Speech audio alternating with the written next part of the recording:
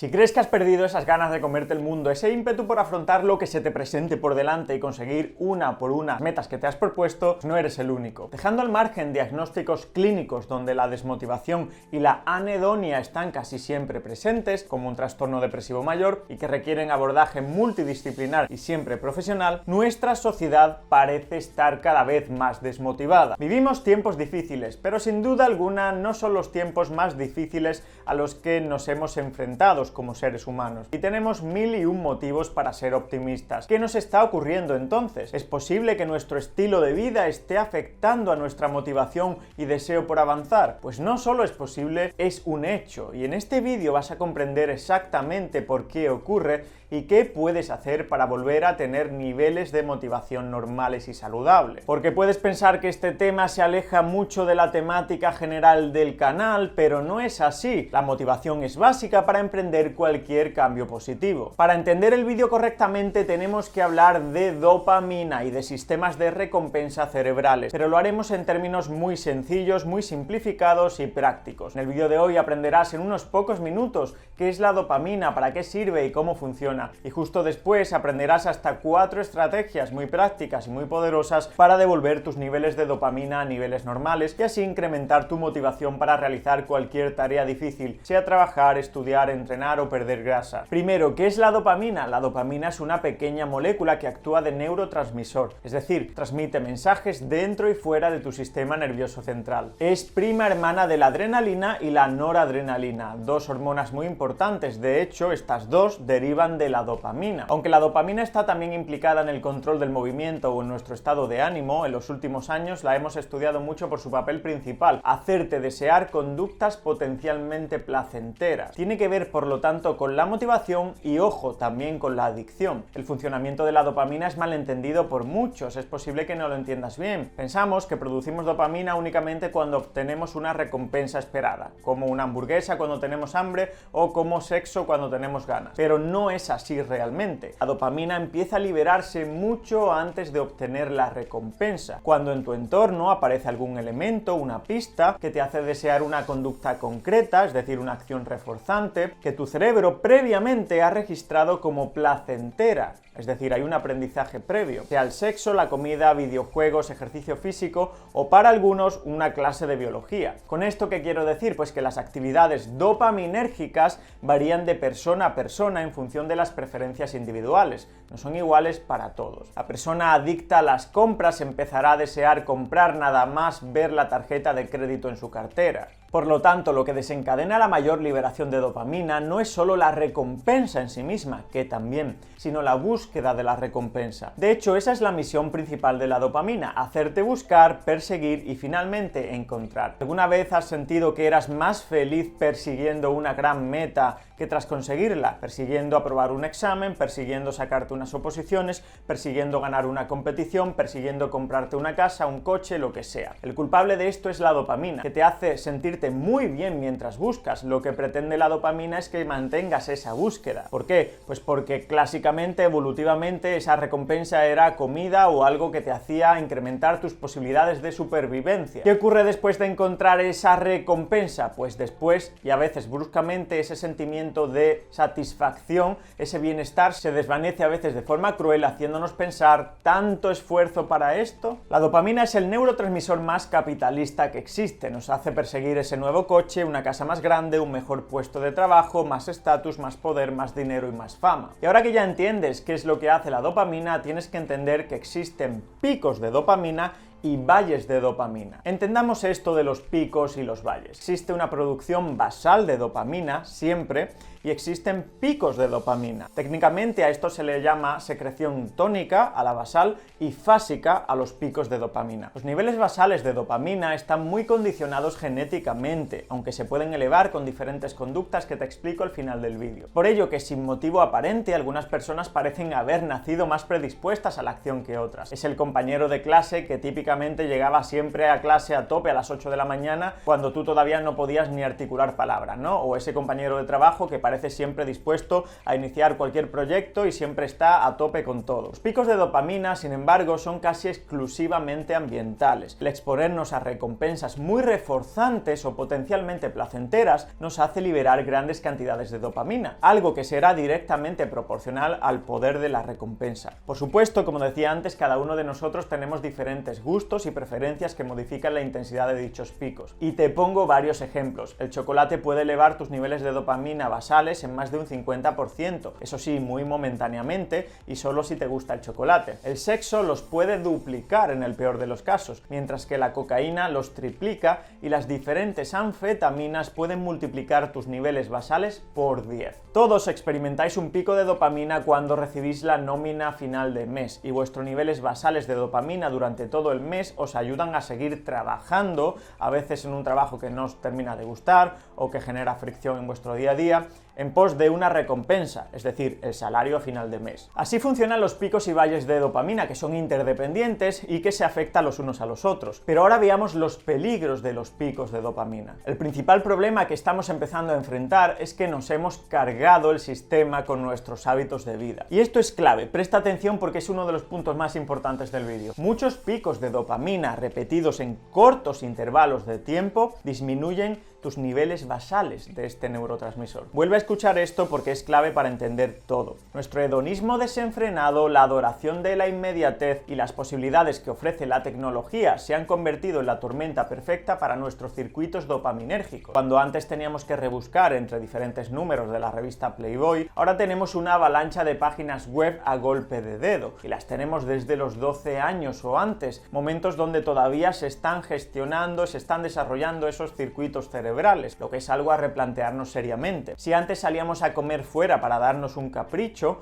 ahora los caprichos llegan a la puerta de tu casa a golpe de aplicación en unos 10 minutos. El scrolling por las diferentes redes sociales se ha convertido en deporte nacional y es el ansiolítico tecnológico que utilizan jóvenes y no tan jóvenes en todos los ratos muertos. Una evolución del zapping mucho más peligrosa y más estimulante si cabe. Toda esta exposición ilimitada, desmedida y descontrolada a elementos de placer ha acabado con nuestra motivación, o al menos ha hecho mella en ella. No te extrañes si actividades previamente placenteras ya no lo son. Es posible que leer un libro de 300 páginas ya no te parezca atractivo ni te enganche. Es probable que cada vez tengas más dificultad para ver una película hasta el final o para seguirle el hilo a una serie. Te descubrirás saltando hacia adelante los vídeos de YouTube sin escuchar nada y acabarás escuchando 4 frases sueltas de un vídeo de 12 minutos. También decidiendo durante 2 cuartos de hora que verás en Netflix porque nada te llama la atención, o escucharás los podcasts en velocidad por 2 porque todo te parece aburrido y lento. No podrás seguirle la conversación a una amiga sin que se te vaya la cabeza a otro sitio. La razón, cuando nos vemos continuamente expuestos a la búsqueda y al disfrute de elementos tan placenteros como las redes sociales, la pornografía o la comida basura, la gran liberación de dopamina desensibiliza los receptores dopaminérgicos. ¿Qué quiere decir esto? Tu cuerpo se defiende y autorregula los niveles muy elevados de cualquier hormona, reduciendo la capacidad de actuación que dicha hormona tiene sobre tus células, y esto normalmente se traduce en reducir el número de receptores o hacerlos menos sensibles a la acción de la molécula que se une a ellos. Pasa también con la famosa resistencia a la insulina. Niveles muy elevados de insulina de forma crónica fuerzan a los tejidos a reducir el número y reactividad, por lo que tu páncreas cada vez tiene que secretar más insulina para que ésta siga ejerciendo una misma acción. La solución pasa por volver a sensibilizar a los tejidos a la insulina mediante el ejercicio físico y la pérdida de peso, pero también evitando esos picos de insulina, alejándonos de los carbohidratos refinados y azúcares simples. Al igual que no queremos picos de insulina y glucemia, no queremos picos de dopamina, o los queremos de vez en cuando, pero no constantemente. Te conviertes poco a poco en adicto al estímulo y no solo eso, progresivamente vas perdiendo la capacidad para disfrutar de la vida. Y lo peor de todo, tu necesidad de avanzar, de prosperar y de conseguir, pues se disuelve. Un adicto es alguien que solo deriva placer de una sola sola gran cosa. Y una persona feliz es alguien capaz de encontrar placer en múltiples pequeñas cosas. La diferencia entre uno y otro también está en el funcionamiento de sus sistemas dopaminérgicos. Y ahora hablemos sobre algunas estrategias para aumentar tus niveles basales de dopamina. Ojo, que hablamos solo de niveles basales porque no queremos aumentar más los picos de dopamina, lo hemos dicho ahora mismo. Primero hablaremos de la exposición controlada al frío. En los años 20, Vincent Priesnitz fue el primero en popularizar la idea de la terapia con baños fríos, y más recientemente Wim Hof, el llamado hombre de hielo, lo ha vuelto a repopularizar. En todo caso, esto no es nada nuevo, y es curioso que Wim Hof no empezó a hacer esto de la exposición al frío ni para mejorar su salud física, ni para perder peso, ni nada de eso. Lo hizo para encontrarse mejor mentalmente y ser capaz de afrontar una muy mala racha tras el suicidio de su mujer. Y tenemos evidencia muy interesante de que meternos durante unos pocos minutos, no más de 5, en agua fría hasta el cuello, no necesariamente sumergidos completamente, eleva nuestros niveles basales de dopamina hasta 2.5 veces por encima de los niveles iniciales. Esto es una grandísima elevación, comparable a la elevación producida por cosas tan fuertes como algunas drogas. Pero lo bueno de esta herramienta no es solo eso. Lo bueno de esta herramienta es que esa elevación, a diferencia del azúcar o las drogas, se mantiene durante al menos 2 o 3 horas. Las elevaciones de dopamina con sustancias como la cocaína son picos muy elevados, pero después caídas igualmente rápidas y una fuerte disminución de niveles basales. Por eso, después de consumir, muchos de los adictos o no adictos se sienten deprimidos, se sienten desmotivados, sin ganas de hacer nada y sin capacidad para disfrutar de casi nada. En este caso no, la dopamina asciende primero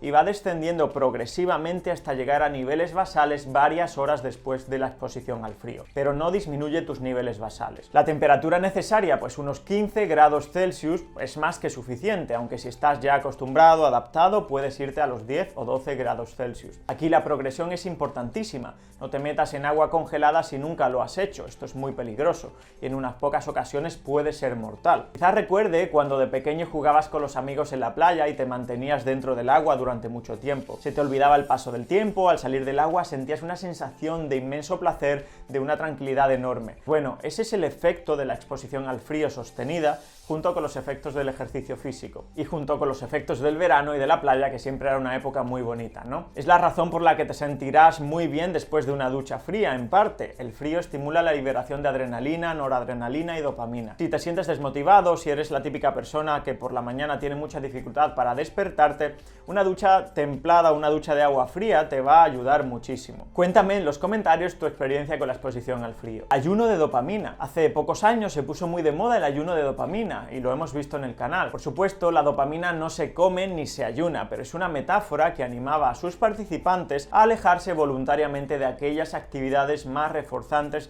durante diferentes periodos del día o durante algún día suelto a la semana, de forma muy análoga al ayuno intermitente. Lo que conseguirá esto es aumentar poco a poco tus niveles basales de dopamina, a la vez que disminuyen los picos de dopamina. Es una forma de espaciar lo suficiente los picos de dopamina para que se recupere la producción tónica, es decir, los niveles basales. No es nada descabellado hacerlo y su coste es cero. Es una conducta sin efectos secundarios y que en el peor de los casos creará tiempo para la reflexión, siempre tan necesaria. Evitar o reducir mucho las redes sociales, especialmente si estás interactuando con seres humanos a los que puedes tocar. Seguir una dieta más frugal y menos hiperpalatable, alejarte de los azúcares simples y ultraprocesados, abstenerte a ver páginas para adultos periódicamente, exponerte voluntariamente a la dificultad y a la incomodidad, ejercicio físico extenuante, exposición controlada al frío, cosas que generen fricción mental. Aquellas personas que disfrutan de picos de dopamina continuos, mediante drogas, mediante comida, mediante videojuegos o mediante lo que sea, acaban teniendo menores niveles basales de dopamina, y esto les ocasiona desmotivación, anedonia y la búsqueda incesante del próximo objeto brillante, la próxima conducta que produzca otro pico de dopamina, como una fiesta, una pareja sexual nueva o el siguiente videojuego. Al final acaban adictos al placer y esclavos del mismo, y este es el camino más rápido hacia la adicción. Sin embargo, la persona que se cuida mucho de tener excesivos picos de dopamina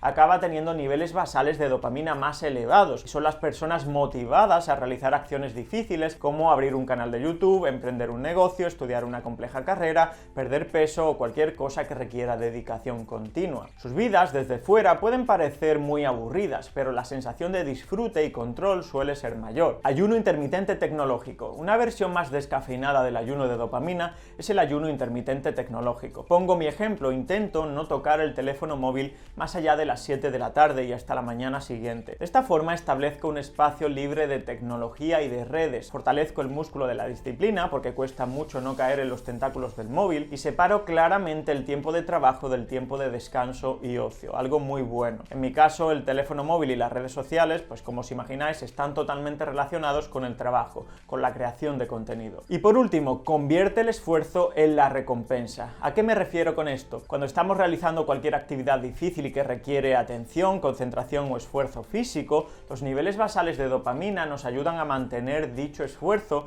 para conseguir una potencial recompensa después, salir de fiesta con los amigos, una buena cena o irte un rato a la playa a descansar. Sin embargo, y de forma curiosa, cuando siempre asociamos una recompensa concreta a una acción difícil, acabamos estando menos motivados para realizar dicha acción difícil. Esto es contraintuitivo, lo sé. Es como si la acción pasara a un segundo plano cuando la hacemos solo para conseguir el trofeo. Al pasar a un segundo plano la disfrutamos menos y si la recompensa desaparece perdemos por completo las ganas de realizar la acción difícil. Es por esto que la mayoría de personas se cansan rápido de ir al gimnasio o de hacer dietas si no ven resultados inmediatos. Y por eso los trucos de marketing como consigue abdominales en 4 semanas funcionan tan bien. Te ponen el trofeo, el objetivo ahí a la vista, pero realmente suele ser una ilusión. Pero hay otras personas que se enamoran del proceso, aprenden a disfrutar de comer bien o de entrenar, del propio esfuerzo que conlleva el entrenamiento. Empiezan a obtener placer de una conducta inicialmente incómoda, de una conducta que genera fricción. Esas personas, además de disfrutar más de la conducta en sí mismo,